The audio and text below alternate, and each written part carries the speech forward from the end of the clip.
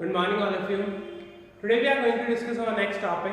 What we have discussed up to the last class was we have studied three words. What were the words? वो words कौन-कौन से थे? एक था accuracy, एक था precision और एक था error. इन तीनों वर्ड्स के बारे में हमारे लास्ट क्लास में पढ़ चुके थे. Accuracy का मतलब होता है कितना accurate है. Precision आपने रीडिंग किस तरह से ली, क्या सारे बायस्ड आइटम थे, और एरर्स क्या आपने गलतियां की. एरर्स जनरली हम लोग एरर्स करना नहीं चाहते, we don't want to do them but they happens. हम उनको करना नहीं चाहते बट फिर भी एरर्स हो जाती हैं. तो ये एरर्स क्या होती हैं? गलतियां. ये एरर्स क्या होती हैं? गलतियां. अब जो एरर्स हैं वो तीन तरह से हो सकती हैं. कितने तरह से हो सकती हैं? तीन. एक होती है सिस्टमैटिक एरर, एक होती है रैंडम एरर और एक होती है ग्रॉस एरर. कितने तरह की एरर्स होती है? तीन तरह की. एक सिस्टमैटिक, एक रैंडम और एक ग्रॉस एरर. क्या होती हैं तीनों एरर्स? सबसे पहले हम बात करते हैं सिस्टमैटिक एरर की. सिस्टमैटिक, हम जो भी सिस्टम यूज कर रहे हैं उसी में कोई ना कोई गलती है, उसी में कोई ना कोई कमी है. उस एरर को क्या बोलते हैं? Systematic error. जैसे मैं मार्कर को यूज कर रहा हूँ बट इस मार्कर से लिखा ही नहीं जा रहा, तो ये मार्कर की एरर है. हम किसी मशीन को यूज कर रहे हैं, हम किसी मशीन को क्या कर रहे हैं? यूज कर रहे हैं. उस मशीन पे वर्क नहीं हो रहा, ढंग से प्रॉपर्ली वो वर्क नहीं कर रही, तो उस मशीन की एरर होती है. इम्परफेक्शन, यानी हमने मशीन को चेक ही नहीं किया कि वो परफेक्ट है या नहीं है. ये जो इस तरह की एरर्स होती हैं वो कौन सी एरर्स होती हैं? Systematic error. सिस्टमैटिक एरर्स वो एरर्स होती हैं जो या तो मशीन ढंग से वर्क नहीं करती उसकी वजह से होती है, हमने मशीन को ढंग से चेक नहीं किया, इम्परफेक्ट है वो परफेक्ट नहीं है मशीन, या फिर उसमें बहुत ज़्यादा फ्लक्चुएशंस हो रहे हैं. इन एरर्स को जनरली हम रिमूव कर सकते हैं. इन एरर्स को हम क्या कर सकते हैं? Remove.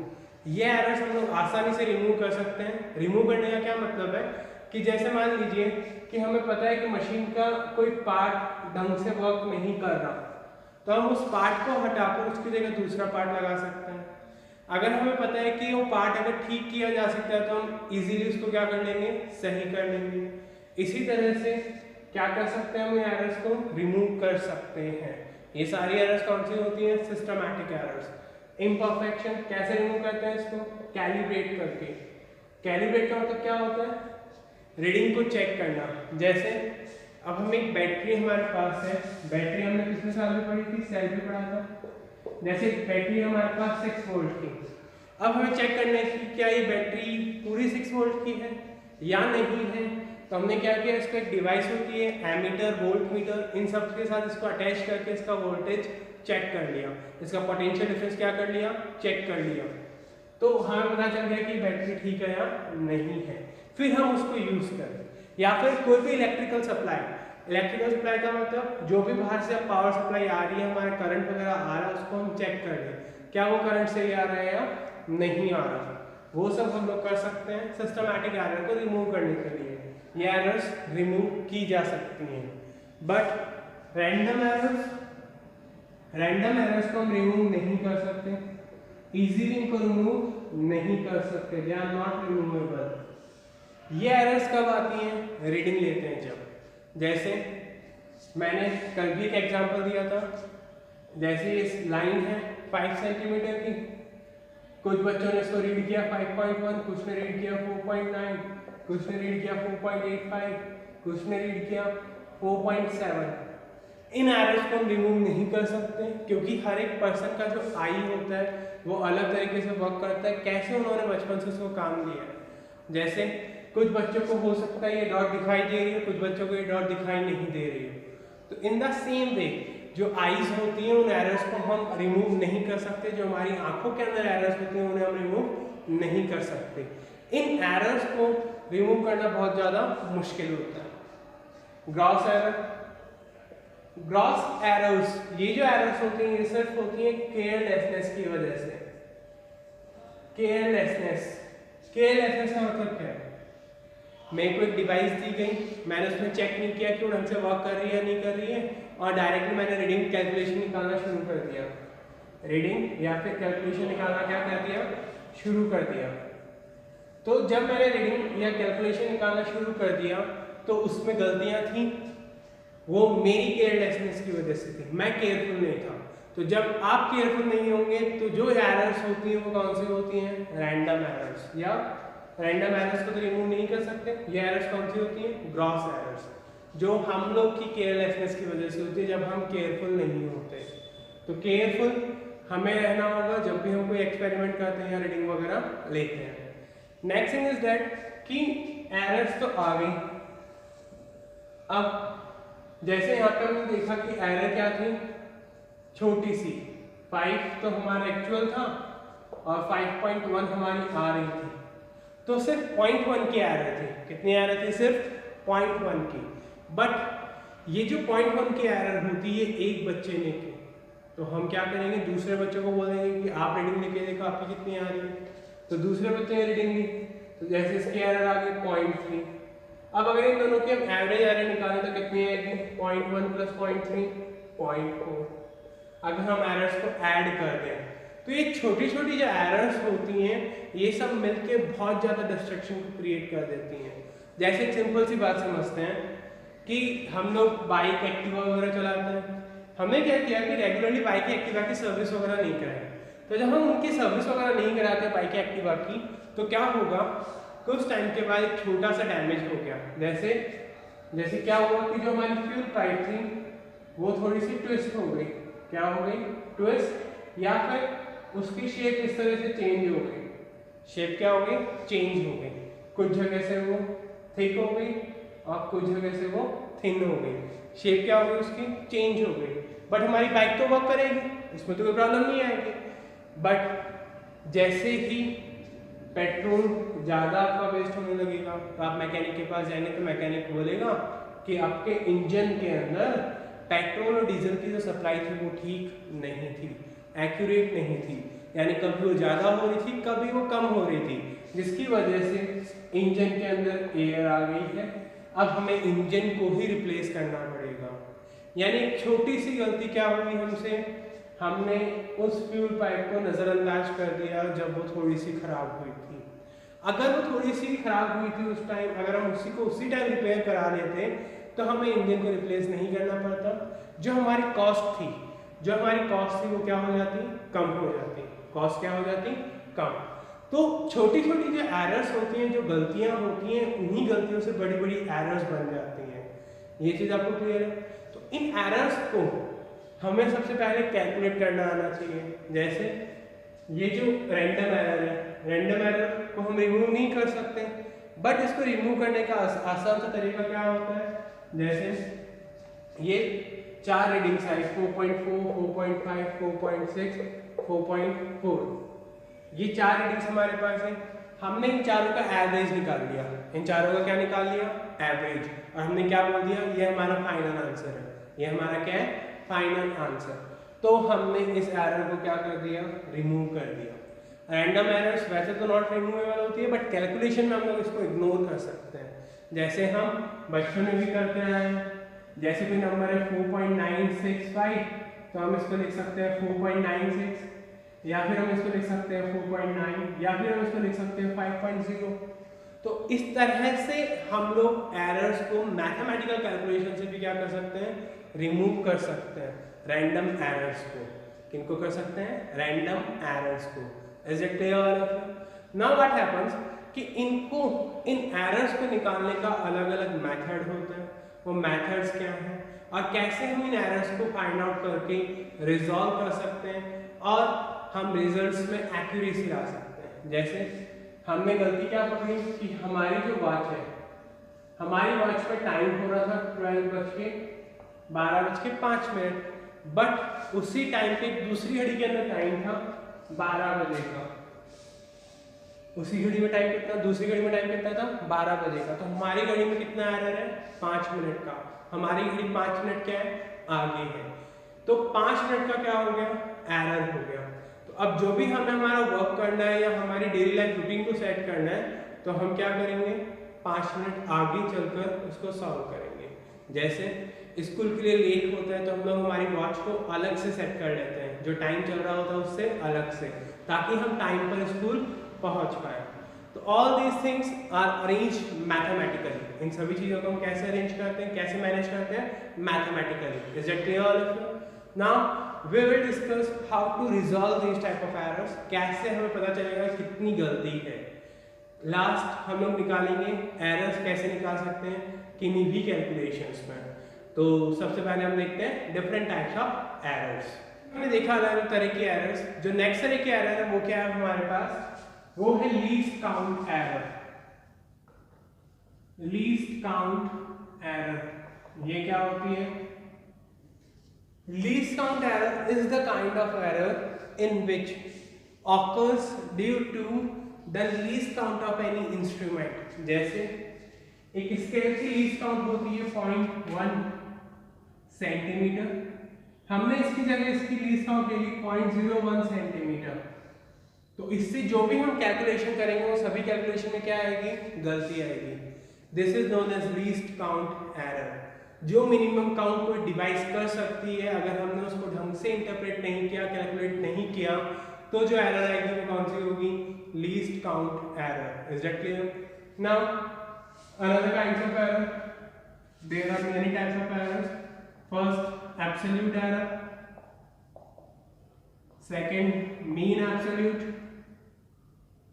Third, relative. Mean absolute. Third, relative. And fourth one, percentage error. And fourth one is percentage error. 4 तरह की एरर्स होती हैं जो हम लोग कैलकुलेशन बेस्ड सॉल्व करते हैं। सबसे पहले हम देखते हैं एब्सोल्यूट एरर क्या होती है। तो जैसे मान लेते हैं हमने 5 कैलकुलेशंस की, हमने 5 रीडिंग्स ली। हमारे पास 5 रीडिंग्स इस तरह से आई कि एक रीडिंग थी A1, दूसरी A2, तीसरी A3, फिर A4, फिर A5। इस तरह से हमारे पास 5 रीडिंग्स आई। कितनी रीडिंग्स आई? 5। क्या ये पांचों रीडिंग सही है? हमें पता नहीं है। बट एब्सोल्यूट एरर को फाइंड करने के लिए हम क्या करते हैं? इसमें एब्सोल्यूट एरर को फाइंड करने के लिए हम किस तरह से इसमें आगे बढ़ेंगे? हम सबसे पहले निकालेंगे मीन। क्या निकालेंगे? मीन। मीन का मतलब पता है? एवरेज। जैसे हमने 5 रीडिंग्स ली तो इन 5 रीडिंग्स का एवरेज निकालेंगे। A1 plus A2 plus A3 plus A4 plus A5 upon 5। ये 5 रीडिंग्स का क्या आ जाएगा? एवरेज आ जाएगा। तो जैसे मान लेते हैं एवरेज आ जाता है हमारे पास। एवरेज आने के बाद हमें क्या निकालनी है? Absolute error. एवरेज ज्यादातर हम लोग मानते हैं कि ये क्या है? एक्चुअल वैल्यू है। ये क्या है? Actual value. तो जब हमारे पास एक्चुअल वैल्यू आ गई तो हम एब्सोल्यूट एरर कैसे निकालते हैं? पांचों के अंदर अलग अलग तरह से। जैसे हमें A1 में एरर निकालनी है तो डेल्टा A1। डेल्टा A1 किसके इक्वल होता है? A1 minus A mean. Delta A2, delta A2 minus A mean. Delta A3 minus A mean. Delta A4 minus A mean. Delta का मतलब क्या होता है? डिफरेंस फाइंड करना। डेल्टा का मतलब क्या होता है? डिफरेंस फाइंड करना। तो delta A1, delta A2, delta A3 और डेल्टा A4। इसी तरह हम कौन सी एरर निकालेंगे? Delta A5 minus A mean. तो एब्सोल्यूट एरर का क्या मतलब होता है? एब्सोल्यूट एरर का मतलब होता है the difference of the true value और actual value. The difference of the true value और the actual value from the observation. Observation और जो एक्चुअल वैल्यू में डिफरेंस होता है उसे हम क्या बोलते हैं? Absolute error. उसे क्या बोलते हैं हम? Absolute error. इस तरह से उन्हें क्या कहते हैं? फाइंड करते हैं। सेकंड वन क्या है हमारे पास? Mean absolute error. Mean absolute error कैसे निकालते हैं? मीन एब्सोल्यूट एरर फाइंड करने के लिए हम सबसे पहले इन सभी एरर्स का मॉड्यूलस लेते हैं। क्या लेते हैं? इन सभी एरर्स का मॉड्यूलस। जैसे डेल्टा M1, डेल्टा A1। सबसे पहले हम क्या निकालें? Delta A1 delta A2, delta A3, delta A4, delta A5, ये सभी एरर्स हमने निकाली थी जब हम एब्सोल्यूट एरर निकाल रहे थे। ये एरर कैसे निकालते हैं? इनका सिर्फ पॉजिटिव हम बाहर लेते हैं, सिर्फ क्या बाहर लेते हैं? पॉजिटिव। कैसे? जैसे डेल्टा A1 हमारे पास आया -0.5, तो इसका पॉजिटिव क्या होगा? 0.5। ये हम यूज करेंगे डेल्टा A1 की जगह। ये हम किसकी जगह यूज करेंगे? डेल्टा A1 की जगह। ऑलवेज पॉजिटिव, ऑलवेज पॉजिटिव, चाहे ये आंसर नेगेटिव आए या पॉजिटिव आए। जो एब्सोल्यूट एरर में हमने आंसर निकाला, बट यहाँ पे आंसर हम हमेशा कौन सा लेंगे? पॉजिटिव। और इन सबका क्या निकाल लेंगे? मीन, यानी डेल्टा AM। ये कितना आ जाएगा? इन सभी का mean delta A1 plus delta A2 plus delta A3 plus delta A4 plus delta A5 upon 5। इन सभी का क्या आ गया हमारे पास? मीन आ गया। इन सभी का क्या आ गया? Mean. This is known as mean absolute error. इस एरर को क्या बोलते हैं? Mean absolute error. अब अगर हमें थर्ड वाली क्या एरर निकालनी है? Relative error. तो रिलेटिव एरर कैसे निकालते हैं? रिलेटिव एरर कुछ नहीं होता, ये एक रेशियो होता है। ये क्या होता है? रेशियो। रिलेटिव एरर रेशियो होता है किसका? मीन एब्सोल्यूट एरर का और मीन का। मीन एब्सोल्यूट एरर का और मीन का क्या होता है? ये delta AM upon A mean, delta AM upon A mean. Mean absolute error और मीन का जो रेशियो होता है उसे क्या बोलते हैं? Relative error. और जो फोर्थ वाला एरर है परसेंटेज एरर, परसेंटेज एरर निकालने के लिए हम डायरेक्टली इस फॉर्मूले को 100 से मल्टीप्लाई कर देंगे, delta AM upon A mean into 100। तो ये किसमें कन्वर्ट हो जाएगा? परसेंटेज में। ये मेथड हमें फॉलो करना होगा जब हमें क्या निकालना है? Percentage error. क्या किया हमने इस मेथड में, वो देखते हैं वापस से। सबसे पहले हमने मीन निकाला। क्या निकाला? मीन। मीन का मतलब होता है एवरेज फाइंड करना। क्या फाइंड करना? एवरेज। हमने एवरेज फाइंड किया कैसे? सभी को ऐड किया और जितनी क्वांटिटी थी उसके नंबर से डिवाइड कर दिया। फिर हमने क्या किया? डिफरेंस निकाला। किसका? जो हमारी ऑब्जर्वेशन थी, जैसे A1, A2, A3, A4, A5, और इनमें से किसको माइनस कर दिया? मीन को। जो हमने यहाँ पे एक्चुअल वैल्यू निकाली, एवरेज वैल्यू निकाली, ये किया हमने। फिर मीन एब्सोल्यूट एरर निकालने के लिए हमने क्या किया? जो भी हमारे पास एब्सोल्यूट एरर थी उसका सिर्फ पॉजिटिव हमने लिया। सिर्फ क्या लिया? पॉजिटिव। जैसे डेल्टा A1 -0.5 था तो हमने सिर्फ 0.5 लिया, तो सभी का पॉजिटिव लिया और फिर हमने उसका क्या निकाल दिया? एवरेज। रिलेटिव एरर निकालने के लिए क्या करेंगे? जो हमारे पास मीन एब्सोल्यूट एरर है, जो हमारे पास क्या है? मीन एब्सोल्यूट एरर, इसको किससे डिवाइड कर देंगे? मीन से। और परसेंटेज एरर निकालने के लिए क्या करेंगे? रिलेटिव एरर को 100 से मल्टीप्लाई कर देंगे। जैसे हम फ्रैक्शन को परसेंटेज में कन्वर्ट करने के लिए 100 से मल्टीप्लाई करते हैं, वैसे ही परसेंटेज एरर को निकालने के लिए हमने क्या किया? मीन्स पर रिलेटिव एरर को 100 से मल्टीप्लाई कर दिया। Is that clear? It is the method of finding the errors. इस तरह से हम एरर्स को फाइंड करते हैं किसी भी सॉल्यूशन के अंदर, किसी भी क्वेश्चन के अंदर। Is that clear? Now we will do an example for finding the percentage error. Percentage error को फाइंड करने के लिए अब हम एक एग्जांपल देखते हैं। ओके, अभी हमने देखा कि कैसे हम इन सभी एरर्स को कैलकुलेट कर सकते हैं। अब इस पूरे मेथड को अब हम एक एग्जांपल से समझते हैं। एग्जांपल क्या है हमारे पास? जैसे 5 बच्चों ने 5 स्टूडेंट्स ने क्या किया? एक लाइन को मेजर किया। एक लाइन को क्या किया? मेजर। और उनकी जो रीडिंग्स थी वो इस तरह से आई। जैसे एक स्टूडेंट की आई 5.02 सेंटीमीटर, दूसरे स्टूडेंट की आई 5.03 सेंटीमीटर, तीसरे स्टूडेंट की आई 4.96 सेंटीमीटर, चौथे स्टूडेंट की आई 5 सेंटीमीटर और पांचवें स्टूडेंट की आई जैसे 4.86 सेंटीमीटर। 5 स्टूडेंट्स ने क्या किया? लाइन को मेजर किया, और जैसे उन्होंने लाइन को मेजर किया तो पांचों स्टूडेंट्स की ये रीडिंग आई।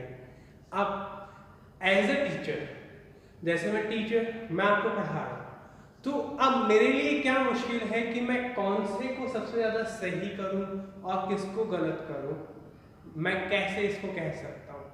तो इसलिए क्या किया गया, सबसे पहले एवरेज निकाला।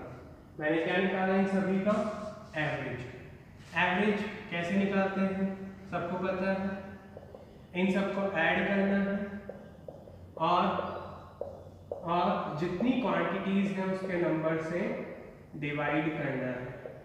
कितनी क्वांटिटीज हैं, 5, तो 5 से क्या कर देंगे, डिवाइड। इन सभी को हमें ऐड करना है और 5 से क्या करना है, डिवाइड करना है। तो ऐड करते हैं, तो ऐड करेंगे तो कितना आएगा, 24.87 डिवाइडेड बाय 5। तो 24.87 अपॉन 5, 5 4 जा 20, 4 8 48, तो 5 9 जा 45, 3 7 37, तो 5 7 जा 35। तो हमारे पास एवरेज कितना निकल के आ गया, 4.97 सेंटीमीटर। कितना आ गया एवरेज हमारे पास, 4.97 सेंटीमीटर। एवरेज निकालने के बाद अब हमें क्या निकालना है, एब्सोल्यूट एरर। क्या निकालना है, एब्सोल्यूट एरर। तो एब्सोल्यूट एरर कैसे निकालते हैं, अभी हमने देखा पांचों रीडिंग्स को एवरेज में से सेपरेट करना है। तो सबसे पहले delta A1 is equal to A1 minus A mean. A1 कितना है, 5.02 माइनस 4.97 कितना आ जाएगा, 0.05।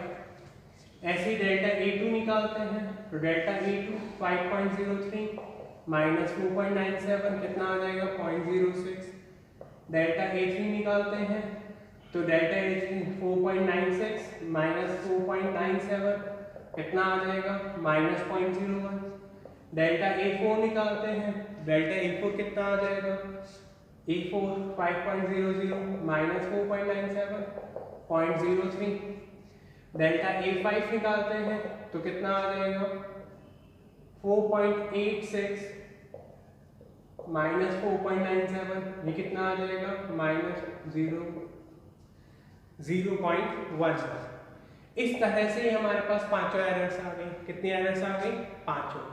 इन पांचों एरर्स के निकालने के बाद अब हमें क्या निकालना है, इसमें मीन एब्सोल्यूट एरर। क्या निकालनी है हमें, मीन एब्सोल्यूट एरर।